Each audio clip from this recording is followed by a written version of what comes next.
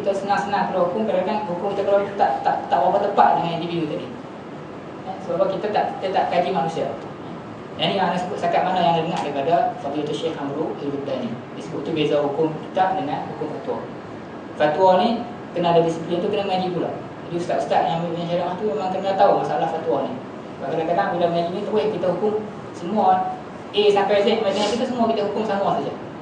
Sedangkan ada daripada individu A sehingga kita tu mungkin ada setengah-setengah individu yang tak boleh kita hukumkan dengan hukum yang sama. Sebab apa? Sebab keadaan dia jenis dhaif, dia tak sama, ada masalah sekian-sekian, tak boleh kita nak hukum sama dengan semua sekali. Ya. Kalau bertemu antara fatwa dengan satu hukum, dahulukan yang mana? Fatwa ni kita dah sebut tadi, fatwa tu mufti tu terangkan kita hukum untuk individu diri kita. Macam kita tu kita pakai lah apa yang mufti fatwa kepada kita. Kalau kita bertanya secara personal, kita minta pandangan pada dia. Cuma masalah ni bincang pula lah masalah adakah qaul mufti itu wajib kita ikut? Hukumnya tak wajib. Cuma bila mufti terang kepada kita hukum, ikutlah. Kalau kita tu level yang tak mampu lagi untuk kaji hukum agama ni. Ya. Dah faham lah? Jadi secara khususnya ataupun secara umum, tanyalah ustaz-ustaz yang masuk dalam garis kita. Ya. Bolehkah dahulukan qaul mazhab dari fatwa walaupun qaul mazhab tu sangat dhaif? Wallahu a'lam. Kita tanya orang hadis. Ada lagi soalan?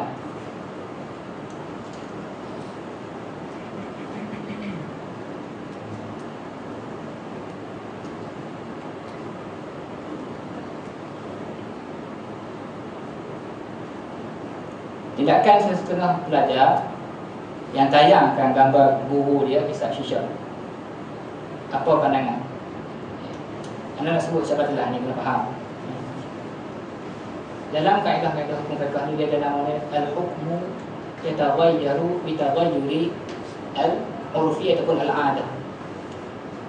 Hukum ni berbeza antara satu zaman dengan satu zaman yang lain. Zaman Tok Guru dulu, zaman itu kena faham. Tok Guru yang ditunjuk tu ulama yang paling besar atau ulama besar dalam sejarah dunia Islam ni. Tak sebut nama lah. Ulama besar dalam sejarah dunia Islam ni. Bukan sekat dalam dunia Melayu, tapi dalam dunia Islam, dalam keilmuan Islam ni, terutama ilmu hadis, ulama yang cukup besar. Hukum zaman dulu, mungkin zaman dulu syisyah ini tak sama besar dengan zaman kita. Tak faham? Dan juga isyak syisyah pada zaman tu bukannya benda yang kharimun lil muru'ah, bukannya merosakkan maruah seorang. Jadi tindakan, kita sebut tindakan guru dia dulu isyak syisyah tu tak salah. Pada zaman itu mungkin ketika tu belum terbukti mudarat dia ataupun sekian-sekian. Jadi tindakan guru yang mulia ni tadi, isyak tadi tu bersesuaian dengan ni, tak merosakkan darjat dia. Tapi bila dia tunjuk gambar itu untuk tatbik kepada masalah zaman semasa, yang mana hukum zaman semasa ni berbeza di kalangan ulama yang ada kata sekian-sekian, tindakan letak tu tak wajar. Faham tak? Bukan nak kata dia salah ke, boleh salah, tindakan letak itu tidak wajar. Sebab boleh jadi fitnah pada orang lain. Takut semua orang yang tak mengaji, dia tak tahu hukum syisyah sebenarnya, terus dihukum, dia kata Tok Guru ni sesat. Nampak tak kesan dia buat daripada Tok Guru dia sendiri? Orang yang tak reti tiba-tiba kata Tok Guru sekian-sekian, yang dia pula sekian-sekian. Jadi tindakan tu kena reti lah.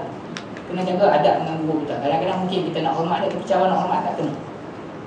Guru kita tu ulama besar lah, tapi kita buat tu benda yang tak kena. Ini wallahu ta'ala a'lam.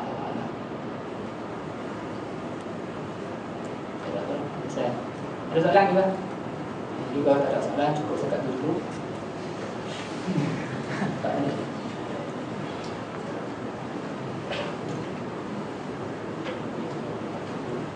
Kenapa wujud amalan tarikat yang nampak menyalahi syariat diberikan campur lelaki perempuan? Maksud campur ni kena faham. Kalau campur, maksud campur tu campur yang macam ni, campur lelaki perempuan ni. Campur macam ni tak salah. Sebab campur macam ni tidak berlaku benda yang haram. Tak ada pegang-pegang, tak ada buka aurat sekian-sekian. Ini istimak biasa lah. Dan juga berada di tempat yang terbuka. Kalau bercampur tu sekali ada yang pegang lelaki perempuan ni, pegang kiri kanan lelaki perempuan bulat pula, yang tu boleh kita nak hukum salah. Tapi yang orang tanya ni kena tengok betul lah, kena tunjuk kes tu. Kes tu kes yang macam mana? Adakah kes istimak ni kumpul macam ni? Ataupun kumpul dalam surah yang muharramah tu, tu kena tolak lah. Kita kena ingkar dan kita kena tegur. Kalau perempuan jumpa lagi upaya godang gitu, yang sampai menyebabkan berlaku setuh yang bukan haram sekali, itu yang kita kena tegur, kena betul kan. Jadi kalau majlis macam ni, tak boleh kita nak kata salah. Kalau nak sebut dalam masalah ni kena hati-hati untuk keluarkan hukum. Takut salah keluar hukum, kita hukum orang yang salah sebagai betul. Takut salah hukum juga, takut kita betulkan orang yang salah. Dua-dua sebelum. Wallahu a'lam.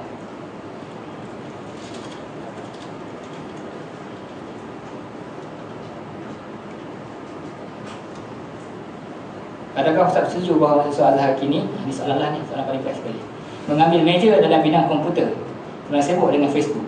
Contohnya sehingga meninggal balik ilmu dengan Syekh Azhar di Masjid Azhar. Facebook ni penting. Penting. Kena faham ni, kena faham.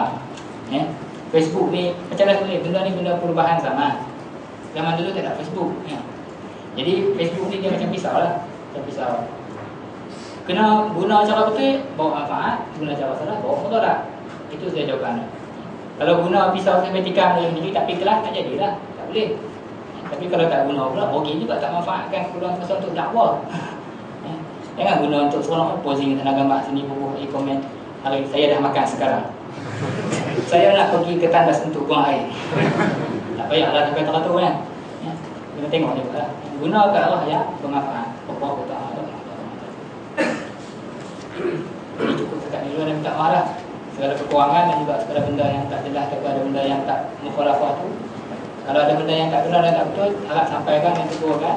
Dan jangan simpan di belakang. Sama-sama kita ni semuanya penuntut ilmu dan kita nak sampai kepada Allah Ta'ala. Aku qawli hadza wa astaghfirullahal azim li wa lakum wa sallallahu alaihi wasallam wa ala alihi wa sahbihi wa sallam. Jazakumullah khairan. Terima kasih ucapkan kepada Al-Fadhil Ustaz Muhammad Azam atas penyampaiannya sebentar tadi. Jadi di sini ada beberapa pengumuman sajalah. Yang pertama, pada sesiapa ikhwah yang akan pulang ke kawasan Abbasiyah, minta jumpa dengan pihak penganjur. Seterusnya pengumuman insya-Allah pada hari esok kita akan adakan satu forum. Sebelum ni kita dah dengar hampir berapa usul fiqh, tauhid, mantiq, bahasa Arab, tafsir, hadis dan juga tasawuf.